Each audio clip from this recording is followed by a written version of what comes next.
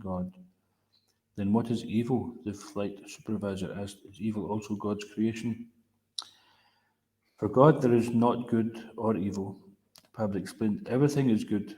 Goodness is God's frontage and evil is God's back portion. Take this example.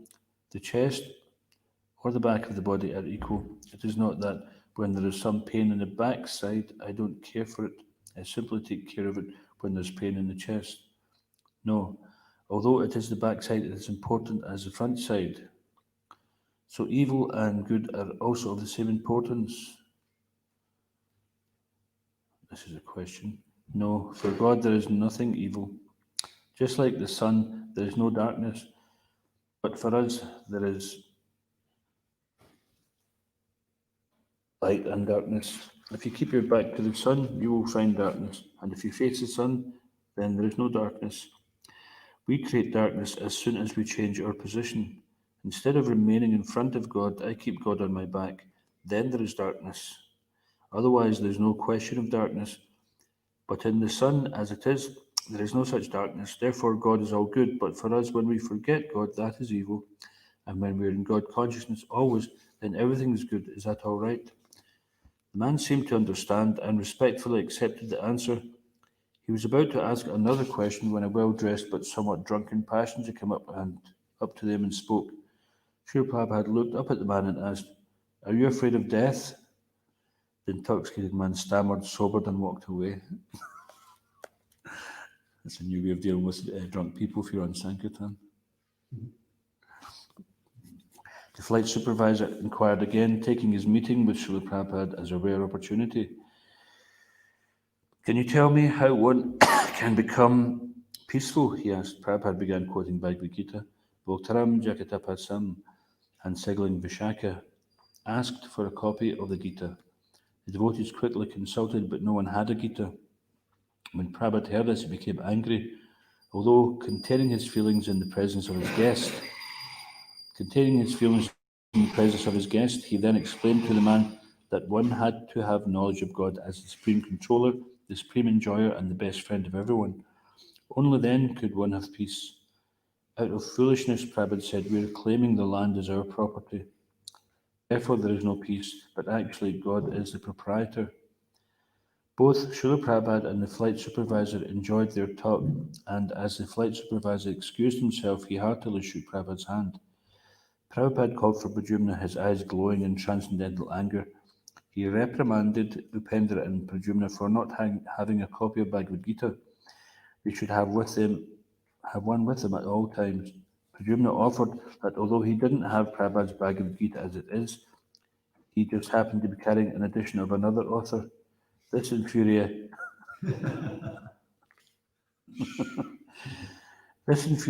Prabhupada even more. I can understand why.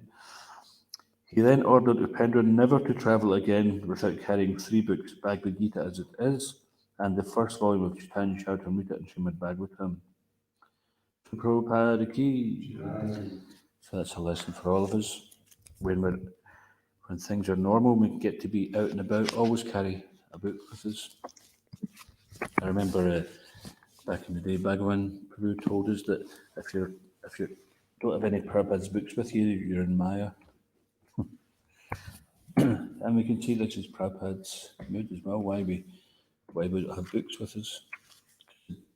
Often find that, any devotees ever find that when they're travelling, find someone coming and inquiring.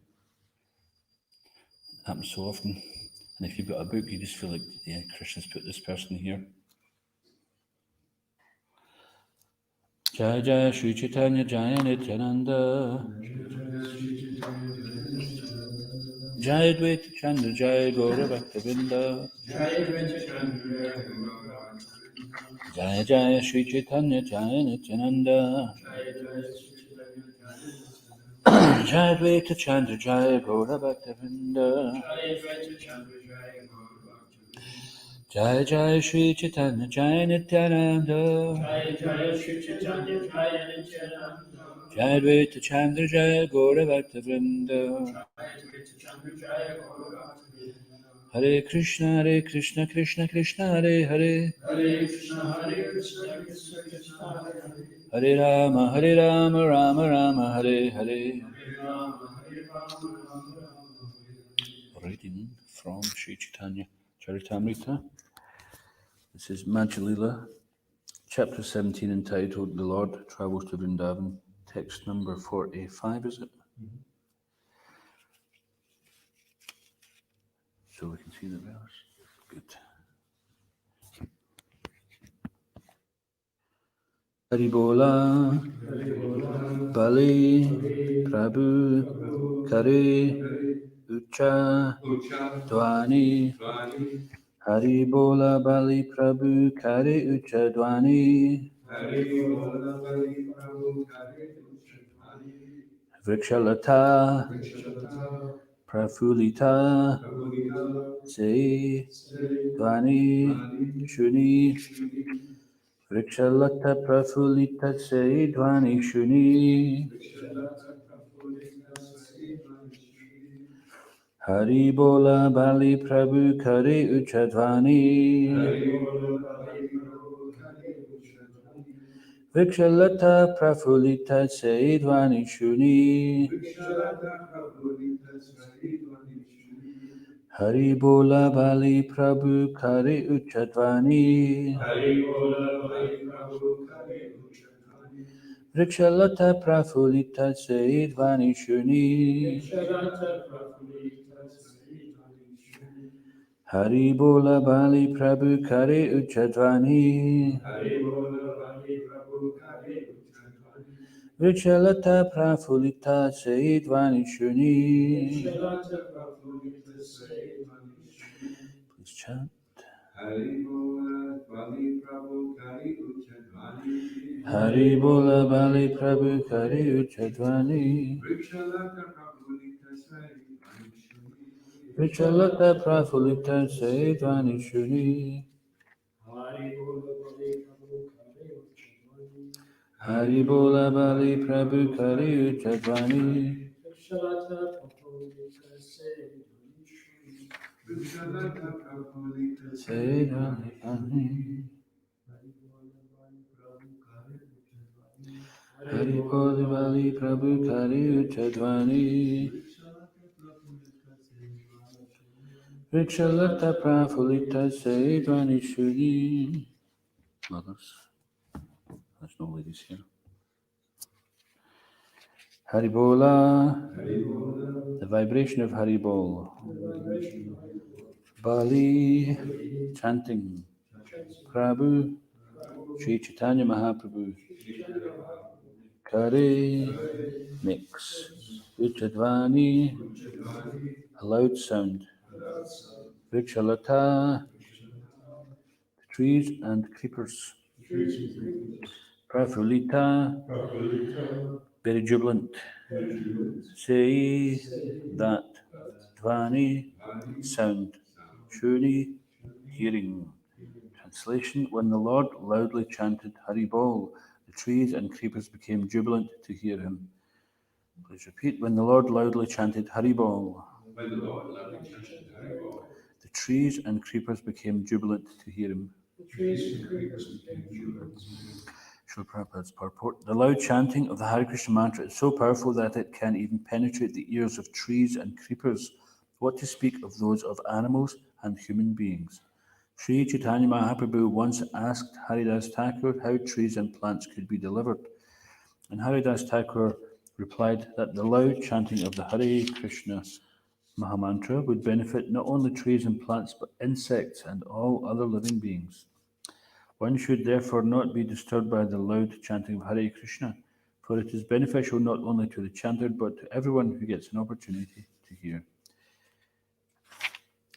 Om Jnanatamrantasya Gyananjana Slakaya Chakshurmalkamyana Tasma Shri Gurave Namaha Bhakam Karoti Vachalam Bhangam Lakate Garam Yadvipatamam Vande Shri Gurum Jansaranam Jai Shri Krishna Chaitanya Prabhu Nityananda Shri Advaita Gadadhar Sivasadi Gaura Bhakta Vrinda Hare Krishna Krishna Krishna Hare Hare Hare Rama Rama Rama Hare Hare.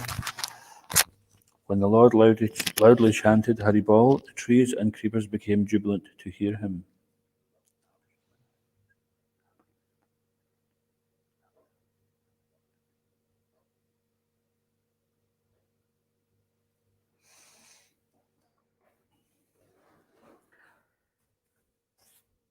So Lord Chaitanya, he left these 8 verses known as the Shikshastikam, beginning with Cheto Darpanamarjanam, Bhava Mahada Vagni Nirvapanam, Shriyakairava Chandrikavataranam Vijavadajivanam, Anandam Bidivardhanam, Pratipadam Purnamritaswadanam, Sarvatmasnapanam Paramvajayate Shri Krishna Sankirtanam.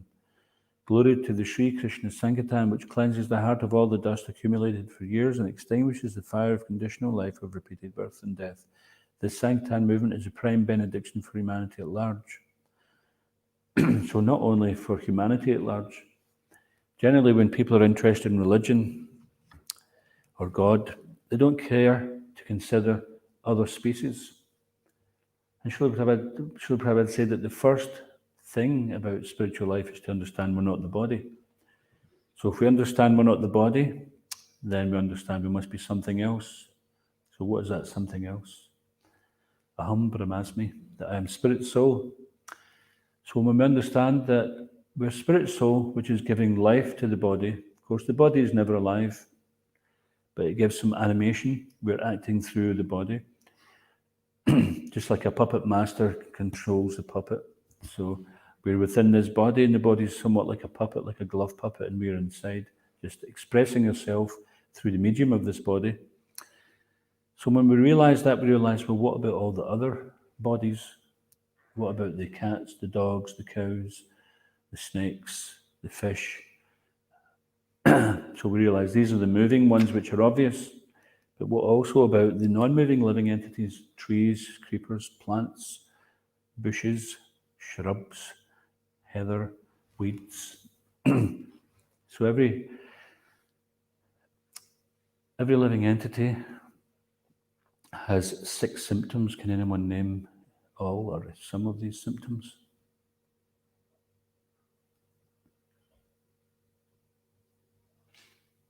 Have it. They're born. They come into being. Yeah. They grow. Yeah. They maintain for some time. Yeah. Produce byproducts. Which is offspring. And then vanish. Vanish, that's right. So they're born or they come into being. Of course, we don't actually come into being, but they take birth in their, whether it's a plant or animal or human, then they manifest. And then they grow. We don't see something which is fully grown when it's born, is it? Something grows, whether it be animal, plant, tree. And then they maintain for some time. What's the point of growing if you're just going to die at the end of growing? So they maintain for some time, then they produce some byproducts, as it's mentioned. So the byproducts means offspring, some children. That's the byproducts of the body.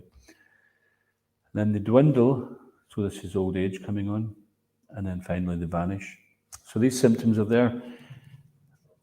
We see them in all the different species. How they manifest these symptoms may be a little different, but the symptoms are there. We see even a tree, when it's getting old, then it doesn't start to, its energy doesn't start to extend to all the different parts, which it did once before, when it was younger. And finally, vanishing, of course, that's there. And Krishna explains in Bhagavad Gita, from the topmost planet to the bottommost planet, and everything in between, then all are places wherein repeated birth and death take place. So if we accept Krishna's words as fact, then this inspires us to consider, well, what am I doing with my life? I'm dilly-dallying around, playing with Maya, playing with fire, and we get burnt. Get burnt means take birth again. So when we become conscious that we are spirit soul, then we have to ask ourselves what to do. So prime benediction for humanity at large, because it spreads the rays of the benediction moon. So that benediction moon is what? Or who? Yeah, the holy name, and Lord Chaitanya, who is taking that holy name everywhere.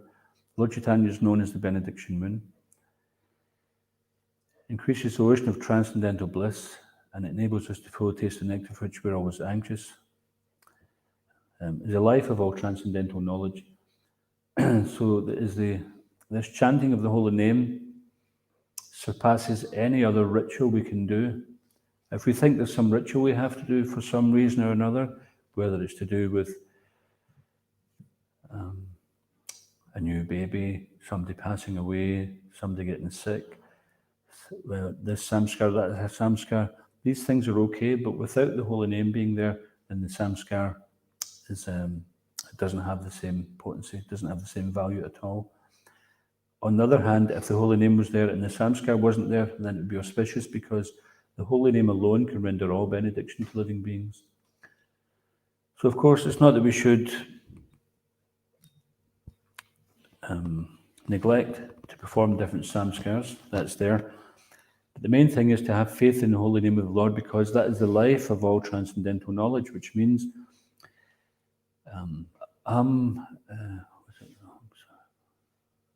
what's that verse? Krishna says, by all the Vedas I am to be known. Vedasya sarvaya aham eva vedya, is that it? So by all the Vedas I am to be known. Sometimes he says it like that, or sometimes he says, it is I who am to be known by studying the Vedas. So it's interesting that some people study the Vedas, but they actually study them to deny Krishna's existence, and they just propagate that God is just some homogeneous oneness. So this is just an example of, there's two reasons why we ask questions. One is to find out something, to find out the truth. Another one is to deny it, so we can reject it.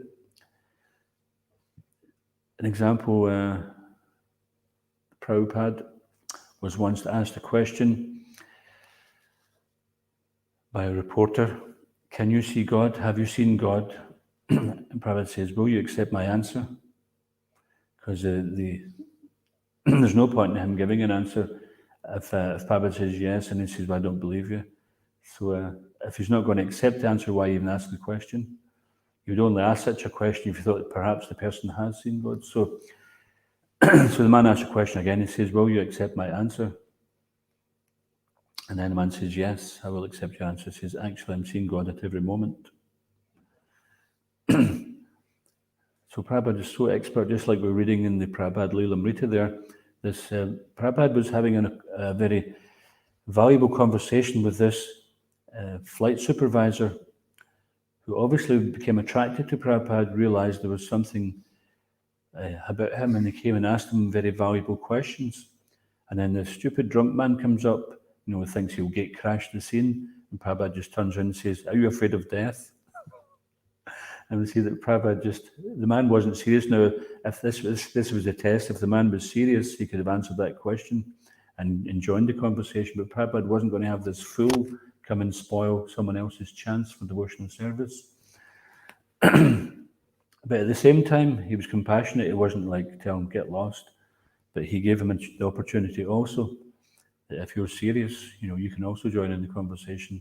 But if not, then he just walked away. So see the potency of a pure devotee, that by his words, he's able to convince the falling souls. And you can see that this flight supervisor, he wouldn't have got an answer like that from anyone else.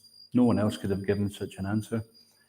Prabhupada explaining how God, because this is an age-old question with theologists, the origin of evil. Prabhupada says that the evil is simply there because of our neglect of God. We create it. But yet sometimes, because the same people want to deny God, then they blame God. They say, oh, why is there suffering? This is because if there was a God, he wouldn't allow suffering. So what happens is they deny God, karmic reactions come, and then they blame God for it. And he had nothing to do with it.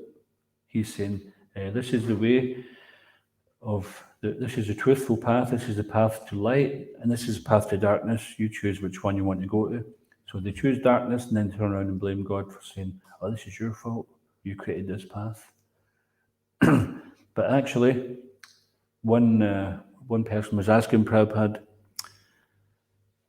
why God created this material world. He was asking in such a way, there's so much suffering. Why did He create it? He says, God never created it. You created it because you wanted it. You wanted to come and enjoy separate from God. Therefore, it's here. So if we can accept these facts, we can accept our situation that we are here in the material world because we want to try to be some little controller, enjoyer. And then when we're successful, then we want to be the benefactor. I will give in charity, and thus I shall rejoice. But actually, Krishna is the only controller. He's the supreme controller. We have a little control, but he's the supreme controller. There's so many things which are out with our control. Just take, for example, the weather. Even sometimes nowadays people are trying to control the weather, but they don't know, even if they do manage it, they don't know what's going to be the reaction of doing that. Typically, they fix one thing and then they break another thing in the process of it because they don't understand. And because they don't comply with the laws of nature.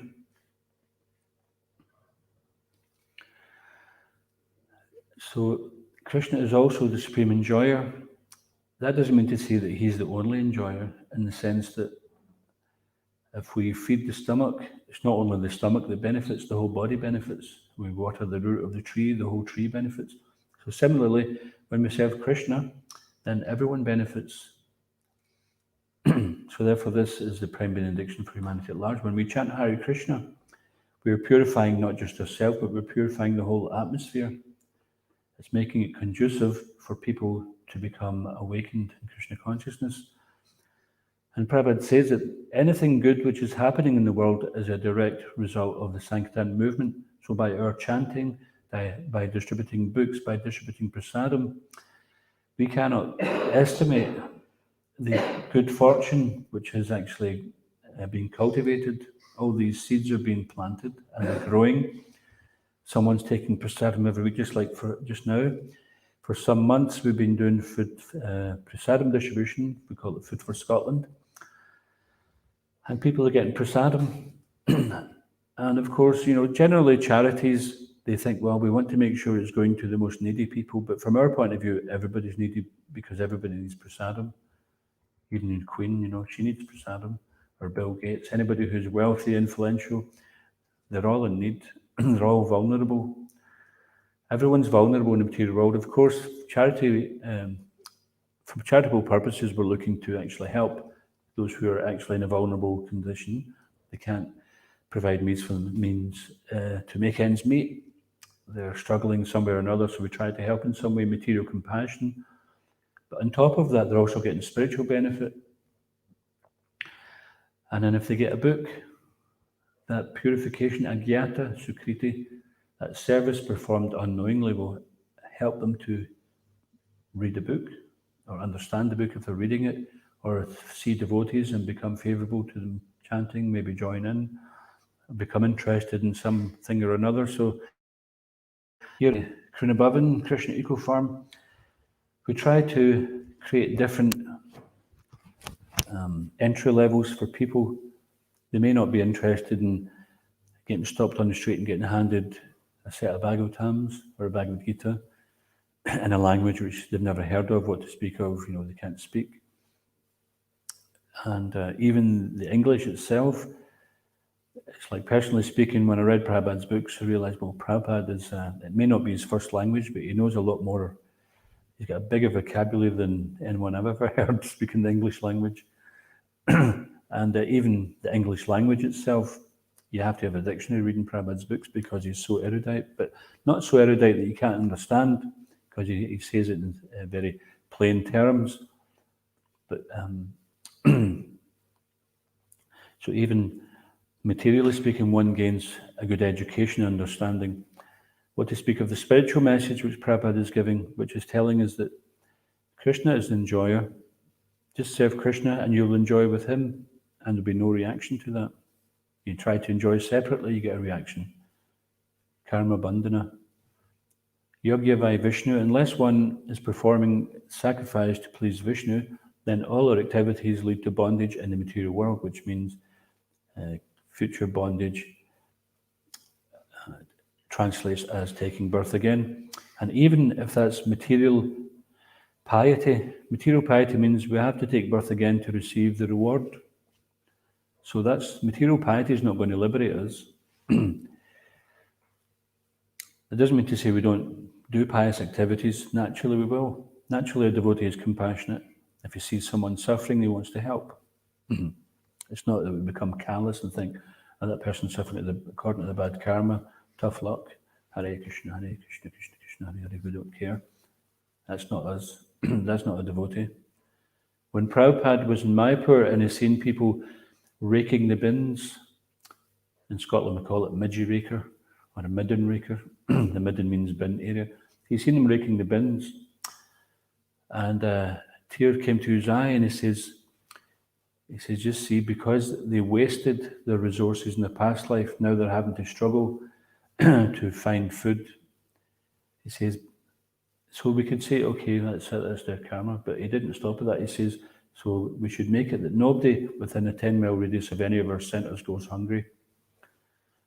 So immediately he came up with a solution for that. And not only they shouldn't go hungry, but they get Krishna Prasadam, they get the mercy, they get purified of their reactions, which has put them in that difficult position in the first place. So therefore, no amount of material adjustment is going to benefit anybody, even if Bill Gates says to everybody, okay, I've got enough money to give everybody £10,000, and he possibly could. On the planet, everybody on the planet gets £10,000. Then that might be okay for some time, but what are people going to do with it? They create further karma. So unless knowledge is there, and whether you've got good karma, bad karma, then you're simply continuing that existence. And we're simply chewing the chewed. Everyone's tried it, and the material energy is endlessly mutable, so it just keeps us distracted all the time. Here's a new phone, here's a new laptop, here's a new gadget, here's a new jacket, here's a new hat, here's a new type of makeup, here's some new jewellery. And there's always something being distracted, endlessly mutable. This is how powerful Maya is, that she can keep us going. I was reading recently, Prabhupada says that Maya will give the living entity just an idea, and then it keeps the person chasing that will-o'-the-wisp, this phantasmagoria for a whole lifetime, just over an idea.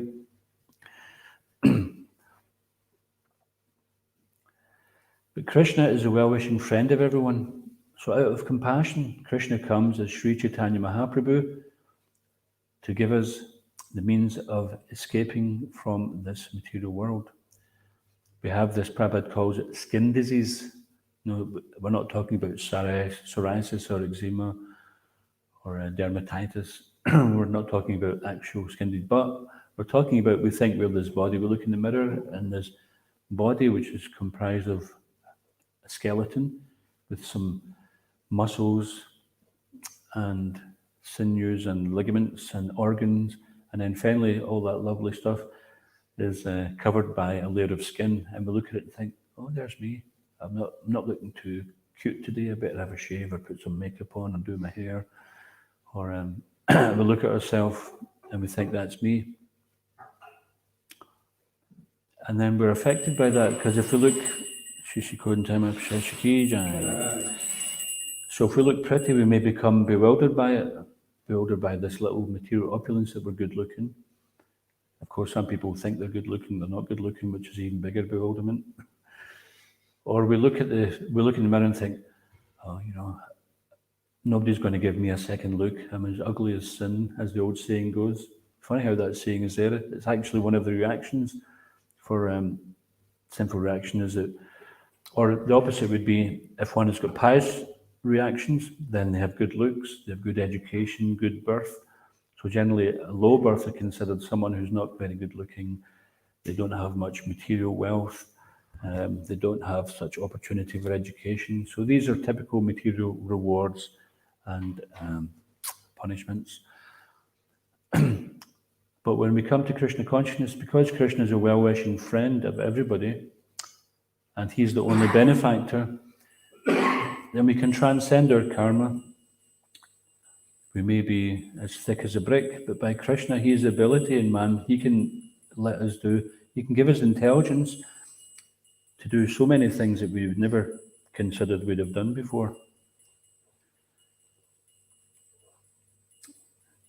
And sometimes we find that we have an opportunity to serve Krishna, but we have little or no experience, but we have a desire. So what do? We approach someone who knows how to do that, and we ask, Prabhu, how do we do this service? Or we pray to Krishna, or both, to give us intelligence. So this Lord Chaitanya descended to the material world.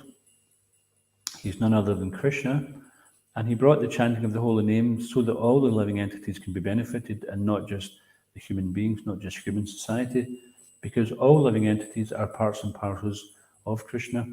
Therefore, he personally came to call them back. He said, come on back, we're having a great party in the spiritual world, come and join it.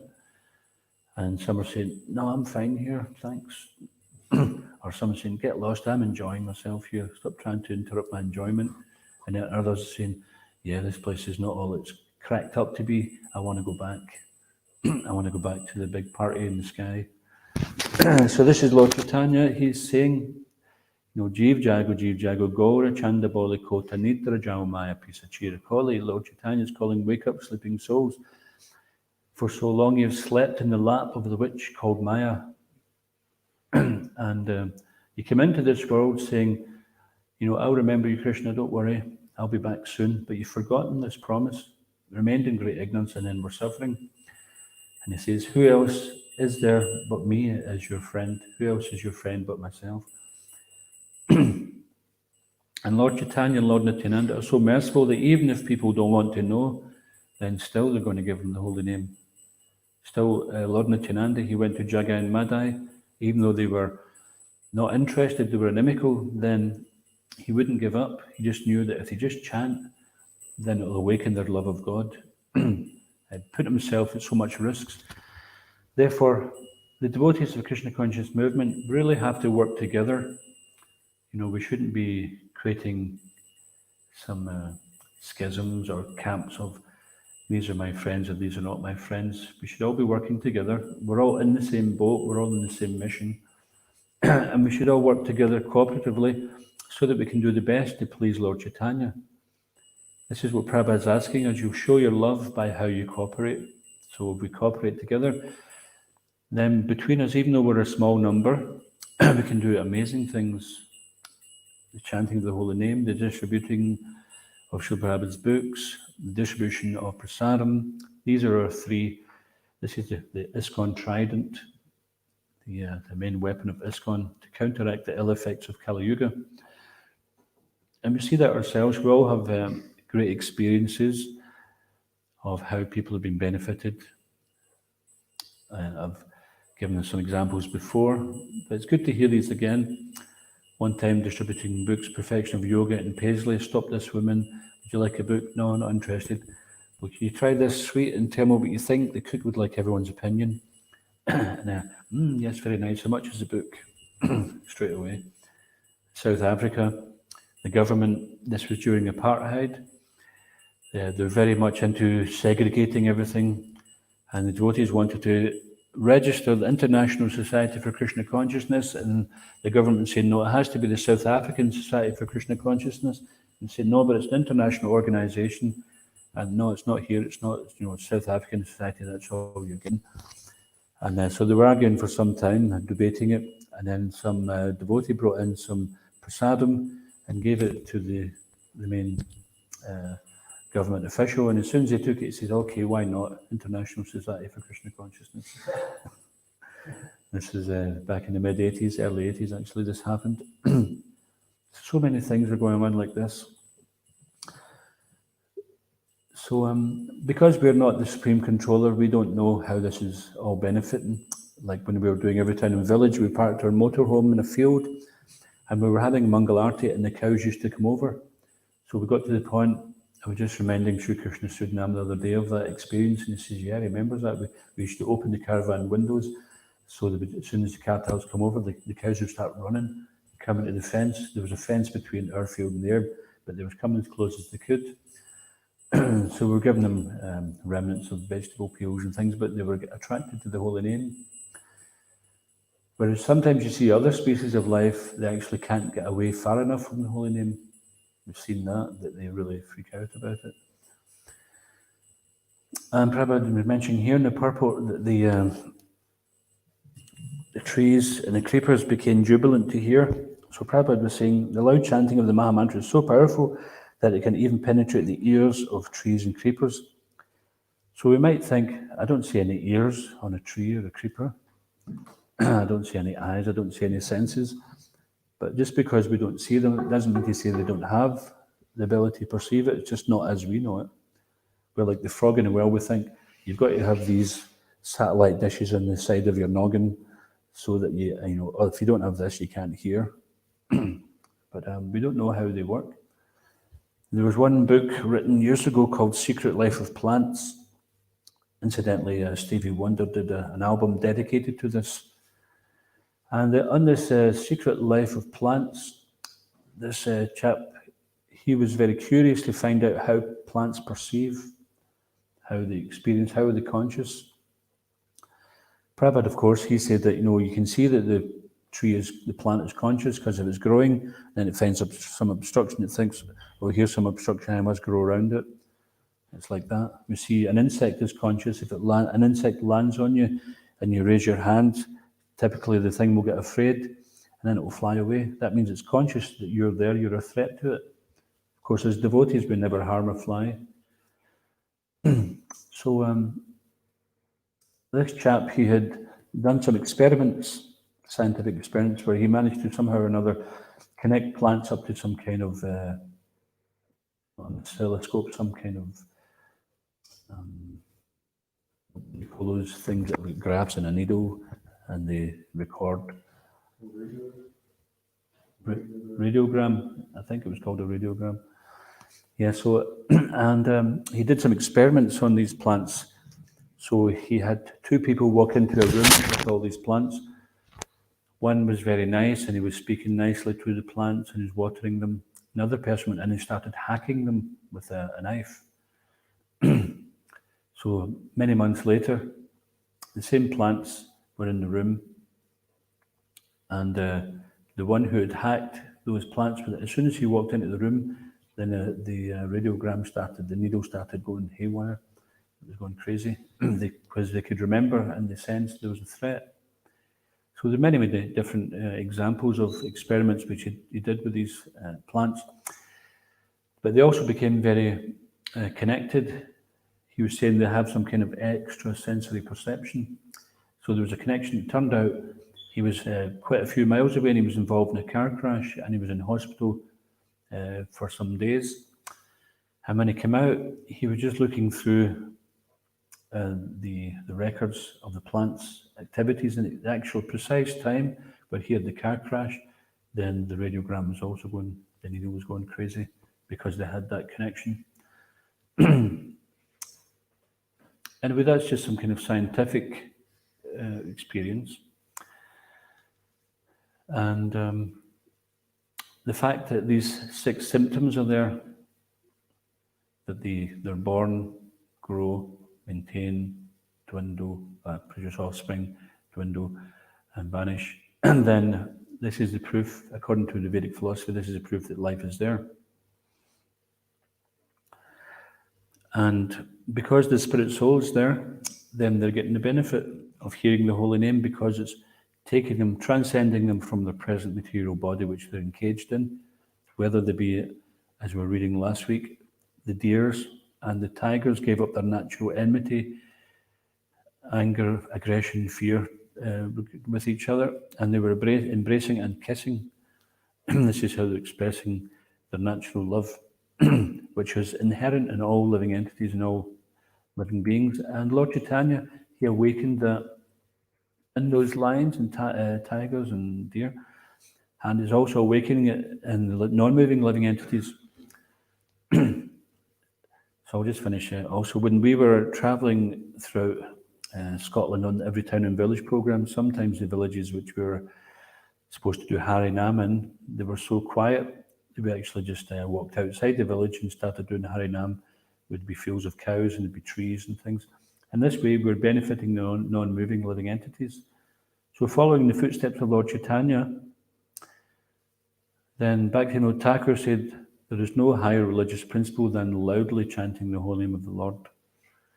Of course, when we're in the temple chanting, we shouldn't be chanting Hare Krishna, Krishna, and nobody can hear them chanting. We're all chanting is supposed to be, that's between you and Krishna. You can chant, that's soft chanting.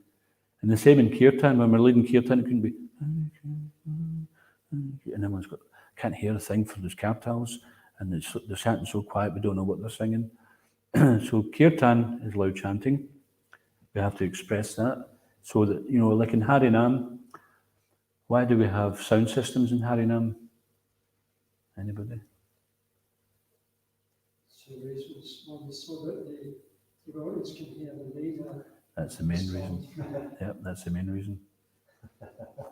So what did they do in Lord Chaitanya's times? Because they had big kirtans there and they never had PA systems. They didn't have megaphones. What did they do then? Exactly. And sometimes we do that in kirtan. If we're on the street and you don't have a megaphone or a microphone with a speaker, then a couple of devotees will lead and they'll turn around and face the devotees who are following them so they can hear what they've been chanted. The leaders are there to lead the kirtan, not that they are shouting loud for everyone on the street. The assembly of devotees is there to create the volume. So the main purpose of a leader in kirtan is to enable everyone else to hear what we're singing. If we're just like singing for our own pleasure, it's self-indulgent. That's so kirtan leaders means, first of all, can everybody hear what I'm singing? If not, if you're on Harinam, for example, then you turn around and face them, or you may get 2 or more people leading it. And we see in Chaitanya Charitamrita, sometimes they had 4 people leading kirtan, and they'd have so many mridangas and so many this and that. But then they didn't just have like 5,000 mridanga players, 100 people leading like that. They had them in groups like a certain amount, and then you'd have another group with a certain amount. So we can see this is naturally how it would get done. But the main purpose there is make sure the kirtan can be heard. It's not like we had 4 people leading, but we had 300 mridanga players. Now you could hear the bum, bum, bum, bum, bum, bum. Sometimes you're playing a tape, or we hear it in the kitchen, and all you can hear is and it sounds really ecstatic, but you can hardly even hear the holy name there. So, of course, I'm sure it's got some transcendental benefit. These kartals are from the spiritual world. But we have to make sure that if we're leading kirtan, can the people hear us? Can they follow us? If they can't, if we don't have a loud voice and we've got a microphone, use a microphone. That's the important thing. If we're not taking that into consideration, then we're just enjoying ourselves, being self-indulgent. We're not considering the purpose of what the kirtan leader's supposed to be fulfilling. So as we're walking around the place, we can just be chanting. If we're in the garden, we're doing something there, we can just chant. And all the weeds, the bushes, trees, they're getting benefit. Wherever we go, we're chanting. Of course, we take into consideration public opinion as well, because we do need to we do want to win the favour of the public so that it doesn't cause a detriment to our spreading Krishna consciousness.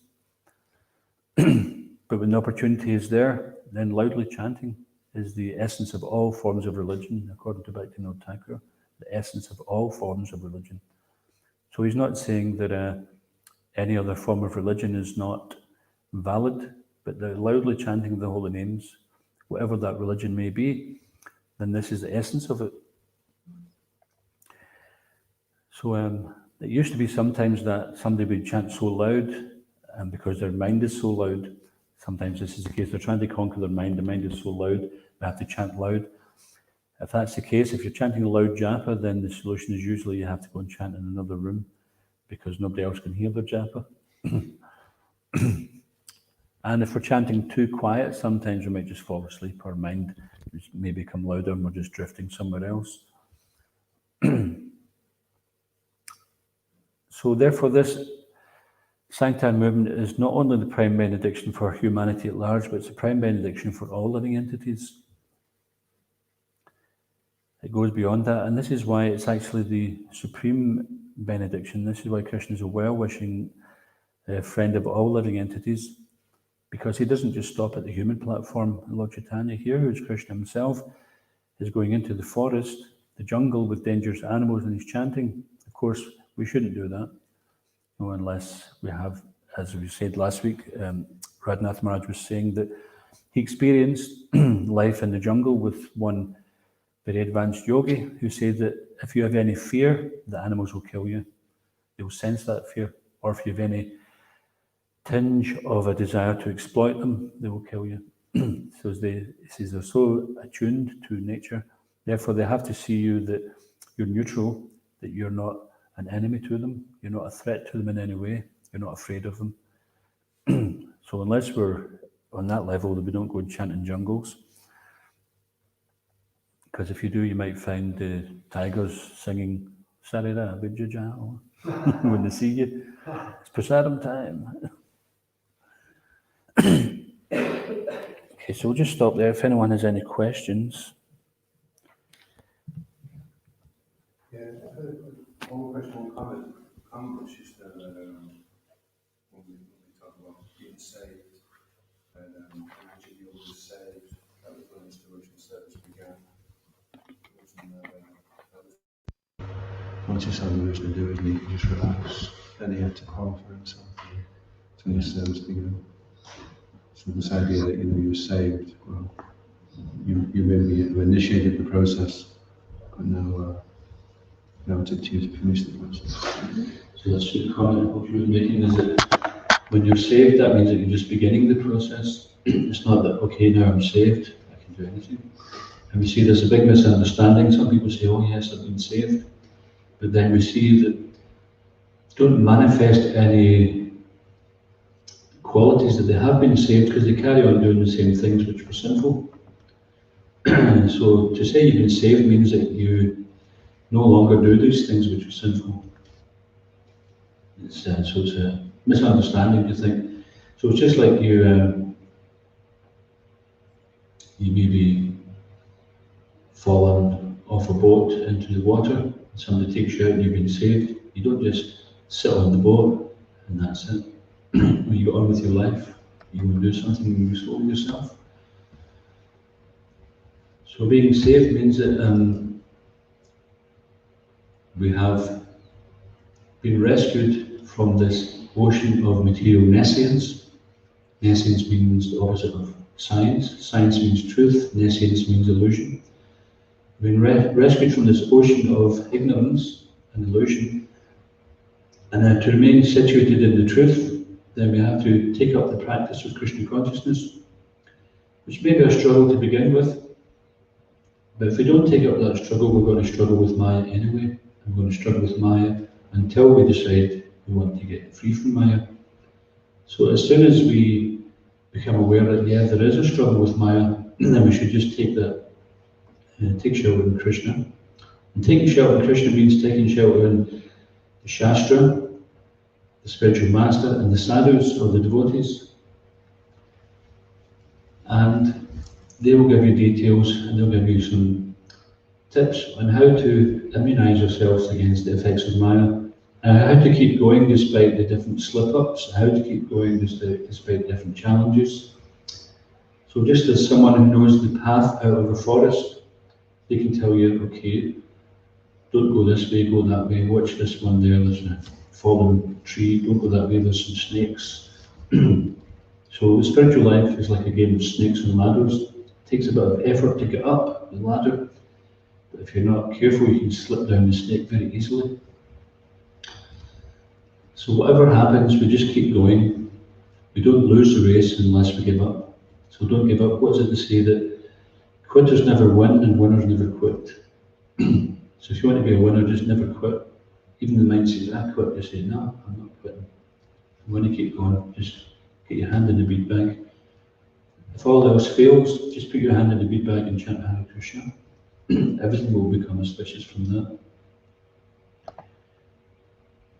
Something else? Yeah, I just said this morning, I was listening to Mahatma, he was doing a seminar on sexual purity, and he asked someone that been on sex alcoholics Anonymous, and he was saying the three things that he learned over his 10 years was always pray, read Srila Prabhupada's books, and never give up. So the question I was going to ask you was, is it better to blame God than to deny Him? You know, you were saying that people deny God, and then when something goes wrong, they blame Him. So if they're blaming God, is that a step closer? Are they making advancement? In one sense, Moksha is asking the question, is it better to blame God than to deny God? Because it seems like blaming God is a step closer. In one sense, you could say, yes, because at least they accept there is a God. Or in another sense, perhaps not, because they can become offensive. There's that saying that Krishna is in the heart of the devotees, and the devotees are in the heart of Krishna. So a devotee may not take offence. If we offend a devotee, he may not take offence, just like Maharaj Ambarish. When Durvasa Muni was angry with him, he created a situation whereby he could become angry. You know, it was practically manipulated into a situation where he could become angry, and then he chased him, and he was wanting to punish him. But Maharaj Ambarish, he didn't take offence, but Krishna took offence when Durvasa Muni wanted to kill Maharaj Ambarish. So therefore, he deployed Sudarshan Chakra. At other times, Krishna had been offended, and he doesn't take offence, like Shishupal. Shishupal was insulting Krishna so many times, and the Pandavas wanted to waste him.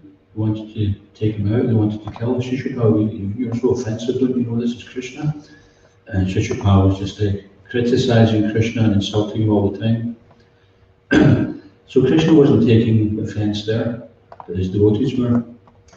So similarly, we don't want to encourage people to blame God because they're cultivating some kind of enmity. So neither are good, actually, both of them are in the darkness. The thing to do is to become favourable. So this is why pure devotional service is performed favourably. Because in the beginning, we may do it because we realise, yes, I have to do this because I'm suffering in the material world. I know that what I'm doing is creating further karma, so I have to change my ways. So we change our ways, but still we have desire to enjoy separate from Krishna, and still we might be blaming Krishna for our situation. So that we have to perform it favourably. That's not a small word. And this Nyabilasi Tasunyam Gyanad and Gyanakamani Nabhasama Anukuvena Krishna Nushilanam Bhakti. So we should perform it without desire for ourselves, but we have to do it favourably. So that is something we have to learn. So recently I heard something. Someone said that when we see all is wrong with the world, then we blame God. When we see all is right with the world, then we praise God. There's another version of that as well. So someone who sees everything is wrong in the world, then they blame God. They think, oh, why this, why that? So out of their ignorance, they blame God for the suffering of the world. They blame God for why is this person doing so much wrong, and they're not getting their comeuppance? Why is this innocent person suffering? They never did anything. But we're not seeing through the eyes of Shastra Chakshu, which means we see not just what is here and now, but we see someone's enjoying the results of their past activities, therefore they're getting so much wealth. What they're doing with it, that's another thing. They might be doing something good with it, or they might be creating hell on earth for some people because of their fame and their influence. But they're going to have to get the reaction for that. And on the other hand, we're seeing someone appears to have done nothing wrong, but they happen to suffer. But we don't know what they did in the last life, just like they were saying, Prabhupada said that they were scrounging for food because they wasted in the last life. So unless we accept these answers, what other answers are there? If we don't accept karma and reincarnation, what else can explain it? There's nothing else to explain it. So different sides of the same coin, one times heads, one times tails. So if we just try to blame God, or we come down and say, oh, this reincarnation thing is heavy, blaming people for their own suffering, it's not that we're not compassionate, we say, and even though cows are being sent to the slaughterhouses, people are starving, these things we can say, this is the karma, but we don't say, leave them to suffer, we say, no, this can be stopped, if we all work together, and this karma can be stopped by acts of compassion. It's not that we shouldn't be compassionate, we definitely should. And we don't have to become communists either, we just have to care, work together to care about those who are in need. So as I say, there's enough for everyone's needs, but not enough for everyone's greed. So we'll just finish on Purnamadaha, Purnamadam, Purnamidachite, Purnasya, Purnamadaya, Purnameva Vasishite. That the personality of Godhead is perfect and complete, and because He's completely perfect, all emanations from Him, such as this phenomenal water, perfectly as complete wholes. Whatever is produced in a complete whole is also complete in itself, and because He is the complete whole, even though so many complete units emanate from Him, He remains a complete balance. So in other words, Krishna has given us everything for us to maintain here. In the next verse, Isavasha Vidam Savam Yatkancha Jagat Jagat Tena Chiktena Bunjita Magvitaha Kashusyadanam. Everything animate or inanimate, which is moving or moving living entities, is controlled and owned by the Lord. One should therefore accept only those things necessary from set aside as quota, knowing well to whom they belong, and one should not accept other things, knowing well to whom they belong. So the point there is that if we accept Krishna, as Prabhupada says here, the supreme enjoyer, the well-wishing friend, supreme controller, and the supreme proprietor, if we accept that, then all problems in the world can be solved. There's no longer are people being greedy and storing so much wealth for themselves. So by following these, even just these two, even just that one Isavachan principle, then the world's problems can be solved. By following this Bhaktaram Jagatapasam sloka, the world's problems can be solved. But because people don't want to give up this minute independence, then it's easier for them just to blame God. Just give dog a bad name and hang it, or give God a bad name and hang him. But they can't harm Krishna. So anything else, or anyone like to add to that? That's one line. Chaitanya Charitamrita ki Jai. Grace Prabhupada Prana Prabhu ki.